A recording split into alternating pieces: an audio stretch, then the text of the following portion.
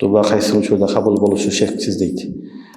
Дуа хадисте пайгамбарыбыз саллаллаху алейхи вассалам 5 вакыт намаздан кийин деген. 5 вакыт намаздан кийин дуа кабыл болуп аткан учурлар, ошондой эле азандан кийинки учурлар, түндүн жарымындагы учурлар, кыскасы дуанын шарттары табылган болсо, дуа баарын кабыл болот. Дуа кабыл болду деп ишениш керек, шектенбеш керек. Аллах субханаху ва таала дуаны сөзсүз кабыл кылат. Бирок маселе сен сураган нерсени бербейби, ал Аллахтын иши. Кээде ошону берет, кээде сураганынан жакшыраагын берет, кээде ахиретке калтырып коет, кээде бир кырсык балени сактайт.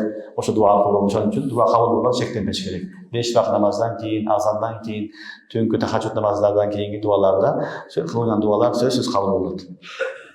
Устаз, мен айылга барганда жеңелерим, чоң апаларым, эжелерим, кыздары колу менен колун сунуп учураша беришет дейт. Яни намахрамдар менен учурашса болобу деген суроо экен кыскасы. Махрамы болсо өзүнүн шариятта махрам деген аларга нике жүрбөй турган туугандар. Алар менен колун саламдашып учурашса болот, шарият уруксат берет. Намахрам деген нике жүрө турган инсандар. Алар балага жашына жеткен болсо, аны учурашпаш керек. Тууган болсо деле ассаламу алейкум деп коесуң, болду.